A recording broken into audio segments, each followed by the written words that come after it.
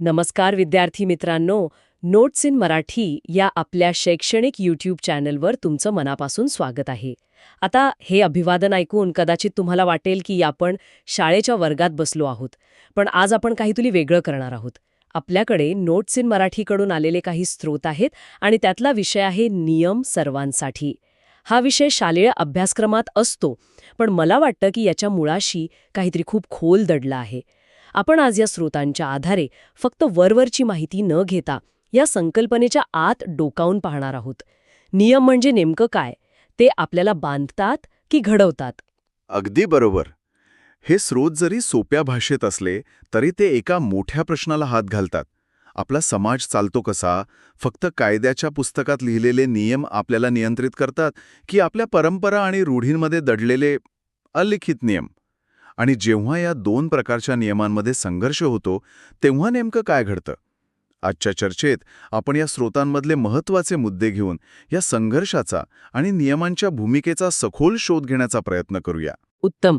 चला तर मग सुरुवात करूया एका अगदी मूलभूत प्रश्नाने.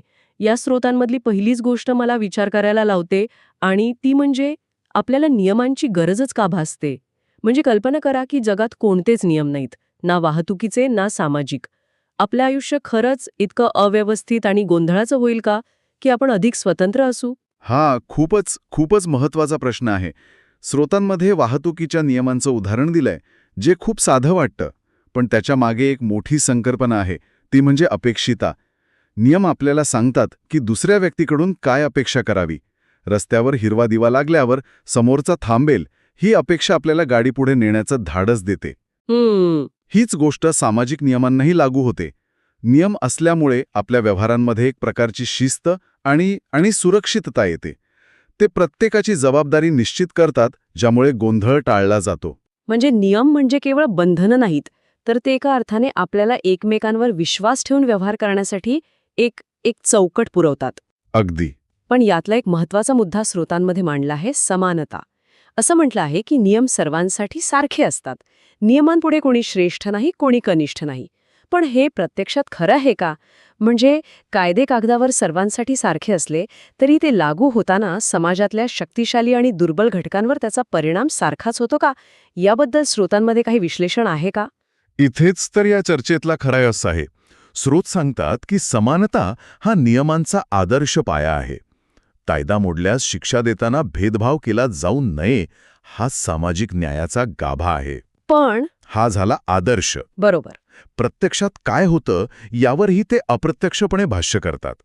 जेव्हा नियम सर्वांना समान लागू होतात तेव्हाच समाजात न्यायाची भावना रुजते. पण जेव्हा ते समान लागू होत नाहीत तेव्हाच समाजात असंतोष आणि विषमतेची भावना वाढीस लागते. त्यामुळे नियम असणं जितकं महत्त्वाचं आहे तितकंच ते निष्पक्षपातीपणे लागू होणंही महत्त्वाचं आहे. या आदर्श विरुद्ध वास्तव या मुद्द्यावरून मला स्रोतांमधल्या पुढच्या एका महत्त्वाच्या फरकाची आठवण होते. तो म्हणजे निसर्गाने बनवलेले नियम आणि माणसाने बनवलेले नियम.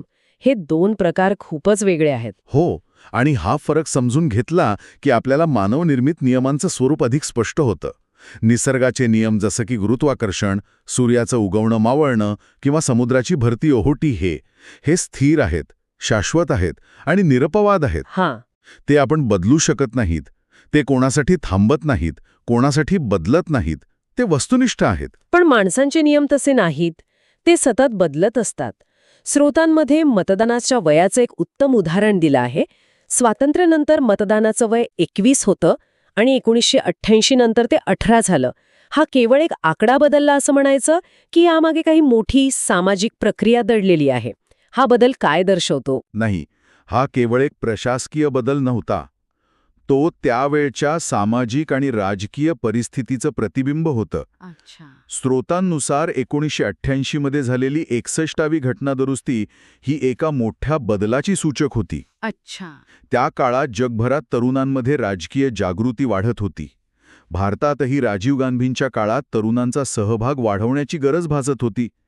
त्यामुळे मतदानाचं वय कमी करण्याचा निर्णय हा देशाच्या लोकशाही प्रक्रियेत एका मोठ्या लोकसंख्येला म्हणजे तरुण पिढीला सामील करून घेण्याचा एक धोरणात्मक निर्णय होता. म्हणजे यातून हेच दिसतं की यातून हेच सिद्ध होतं की मानवी नियम हे काळाच्या आणि समाजाच्या गरजेनुसार विकसित होतात. ते स्थिर नसतात. बरोबर. म्हणजे आपण जे नियम बनवतो ते आपल्या समाजाचं, आपल्या विचारांचं प्रतिबिंब असतात. आणि म्हणूनच जसा समाज बदलतो तसे नियमही बदलतात. पण आपण आतापर्यंत बोलत होतो ते कायद्याच्या पुस्तकातल्या म्हणजे लिखित नियमांबद्दल. पण स्रोतांमध्ये एक दुसरा मोठा भाग आहे, तो म्हणजे अलिखित नियम. म्हणजेच आपल्या रूढी आणि परंपरा. आपलं रोजचं आयुष्य तर याच नियमांवर जास्त चालतं ना. अगदी खरं आहे. सण, समारंभ कसे साजरे करायचे, वडीलधाऱ्यांशी कसं वागायचं, पाहुण्यांचा आदर कसा करायचा, हे नियम कुठल्याही कायद्याच्या पुस्तकात लिहिलेले नाहीयेत. नाहीयेत. ते आपण आपल्या कुटुंबातून, समाजातून शिकतो. या परंपरांमुळे समाजात एकोपा आणि एक सांस्कृतिक ओळख निर्माण होते. त्या समाजाला एकत्र बांधून ठेवण्याचं काम करतात. म्हणे बोट ठेवलं आहे. काही रूढी आणि परंपरा समाजासाठी अत्यंत हानिकारक आणि अन्यायकारक असतात. उदाहरणादाखल जातीभेद आणि अस्पृश्यता यांचा उल्लेख आहे. केवळ या प्रथा वाईट आहेत असं म्हणून थांबण्यापेक्षा या स्रोतांनुसार त्या समाजाचं नेमकं काय नुकसान करतात, त्या कशा काम करतात. या स्रोतांमधील विश्लेषणानुसार जातीभेद ही केवळ एक सामाजिक दरी नाही, तर ती एक संधींची विषमता निर्माण करणारी व्यवस्था आहे. संधींची विषमता. हो. याचा अर्थ जन्मामुळेच एखाद्या व्यक्तीला शिक्षण, चांगला रोजगार आणि सामाजिक सन्मान मिळण्याची संधी नाकारली जाते. अस्पृश्यता ही तर याच व्यवस्थेची सर्वात क्रूर आणि अमानुष बाजू होती. त्यामुळे कायद्याने अस्पृश्यता नष्ट करणं म्हणजे केवळ एका जुन्या प्रथेवर बंदी घालणं नव्हतं, तर संधींची ही दरी बुजवण्याचा आणि प्रत्येक व्यक्तीला समान संधी देण्याच्या दिशेने टाकलेलं ते एक क्रांतिकारी पाऊल होतं. आणि इथेच मला तो संघर्ष दिसतो ज्याबद्दल तुम्ही सुरुवातीला बोललात. समाजाची पारंपरिक धारणा विरुद्ध कायद्याने लादलेली नैतिकता. जेव्हा कायदा सतीप्रथा किंवा बालविवाहावर बंदी घालतो तेव्हा तो फक्त एक वाईट गोष्ट थांबवत नाही, तर तो समाजाच्या नैतिकतेत थेट हस्तक्षेप करत असतो. हा संघर्ष आजही सुरू आहे का? निश्चितच. स्रोतांमध्ये खूप महत्वाचा उल्लेख आहे. जादूटोणा करून लोकांना फसवण्यावर बंदी घालणारा कायदा सर्वप्रथम महाराष्ट्रात करण्यात आला. हो, हे महत्वाचं आहे. हा कायदा म्हणजे काय आहे? तो याच संघर्षाचं एक आधुनिक उदाहरण आहे. एका बाजूला लोकांचा अंधश्रद्धेवरचा विश्वास आहे, जी एक प्रकारची परंपरा बनली आहे.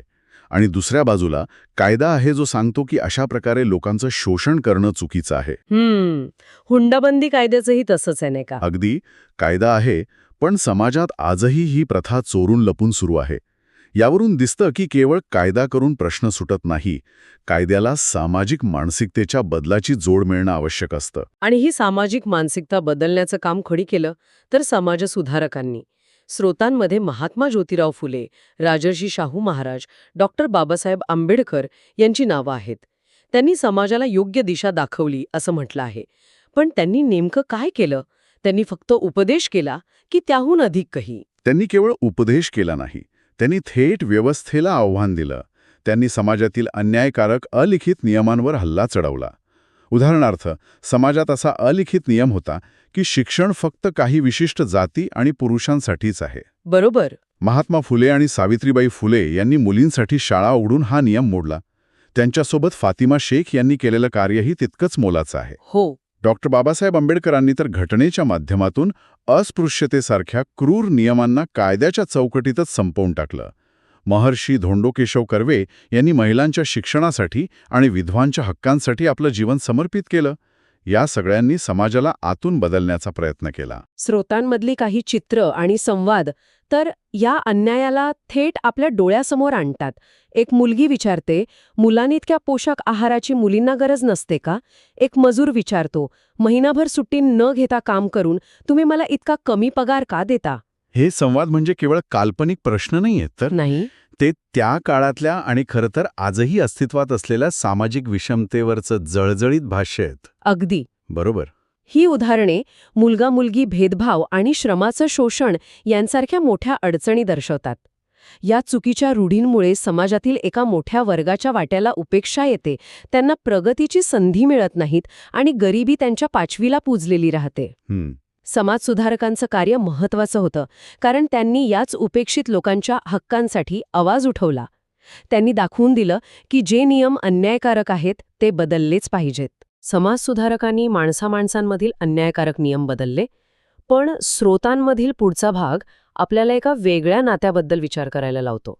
ते म्हणजे माणूस आणि निसर्ग यांच्यातलं नातं. ज्याप्रमाणे सामाजिक न्यायासाठी नियम हवेत, त्याच तर्काने निसर्गासोबतच्या आपल्या व्यवहारालाही नियमांची चौकट आवश्यक आहे का? हो, आणि आजच्या काळात हा मुद्दा सर्वाधिक महत्त्वाचा आहे. स्रोतांनुसार आपण अनेक बाबतीत निसर्गावर अवलंबून आहोत. आपले अन्न, पाणी, हवा या मूलभूत गरजा निसर्गातूनच पूर्ण होतात. खरे. ज्याप्रमाणे समाजात काही लोकांकडून इतरांचे शोषण होऊ नये म्हणून कायदे लागतात, त्याच तर्काने मानवाकडून निसर्गाचे अमर्याद शोषण होऊ नये म्हणून कायद्यांची गरज आहे. म्हणजे हे नियम केवळ पुढच्या पिढीसाठी साधनसंपत्ती वाचवण्यापुरते मर्यादित आहेत, की यामागे काही खोल विचार आहे? यामागे आंतरपिढी न्यायाची संकल्पना आहे, ज्याला इंग्रजीत इंटरजेनरेशनल इक्विटी म्हणतात. अच्छा. म्हणजेच या नैसर्गिक साधन संपत्तीवर जेवढा आपला हक्क आहे तेवढाच पुढच्या पिढ्यांचाही आहे. आपण ती पूर्णपणे संपवून टाकू शकत नाही. म्हणूनच जंगलतोड, प्रदूषण आणि शिकारीवर बंदी घालणारे कायदे बनवले जातात. हे कायदे केवळ झाडं किंवा प्राणी वाचवत नाहीत, तर ते नैसर्गिक संतुलन टिकवून ठेवतात, जे आपल्या सर्वांच्या अस्तित्वासाठी आवश्यक आहे. हे निसर्गासोबतच्या आपल्या नात्याला जबाबदारीची चौकट देणारे नियम आहेत. तर या संपूर्ण चर्चेतून आपण पुन्हा सुरुवातीच्या प्रश्नाकडे येतो. या स्रोतांचा अभ्यास केल्यावर असं दिसतं की नियम म्हणजे केवळ नियंत्रण किंवा बंधनं नाहीत, ते एका न्यायपूर्ण, शिस्तबद्ध आणि प्रगतिशील समाजाचा आधारस्तंभ आहेत. ते आपल्याला सुरक्षित ठेवतात आणि सर्वांना समान संधी देण्याचा प्रयत्न करतात, किमान आदर्श पातळीवर तरी. आणि सर्वात महत्त्वाचा धडा हा आहे की हे सामाजिक नियम दगडावरची रेष नाहीत. ते कायमच्या नसतात. समाजसुधारकांनी जसे भूतकाळात हानिकारक परंपरा बदलल्या, तसेच आजच्या काळातही जे नियम किंवा ज्या रूढी आपल्याला कालबाह्य, अन्यायकारक वाटतात, त्या बदलण्याची जबाबदारी आपल्या सर्वांची आहे. ही एक सतत चालणारी प्रक्रिया आहे. हो, अगदी. स्रोतांमध्ये एक छान विचार दिला आहे की आपल्या शाळेतले नियम, आपल्या आईवडिलांच्या वेळचे नियम आणि आजी आजोबांच्या वेळचे नियम यांची तुलना करून बघा, त्यातून किती बदल झाला हे दिसेल. हाच विचार मला एका अंतिम प्रश्नाकडे घेऊन जातो, जो ऐकणाऱ्यांनी स्वतःला विचारावा. तो प्रश्न असा आहे की पुढच्या पिढीसाठी आपला समाज अधिक चांगला, अधिक न्यायपूर्ण बनवण्यासाठी जर आज आपल्याला एक नवीन नियम बनवण्याची किंवा एखादा जुना अन्यायकारक नियम काढून टाकण्याची संधी मिळाली, तर तो नियम कोणता असेल? आपण कशाला प्राधान्य देऊ? यावर नक्की विचार करा. कारण आज आपण जे नियम निवडू त्यावरच आपल्या उद्याच्या समाजाची दिशा ठरणार आहे.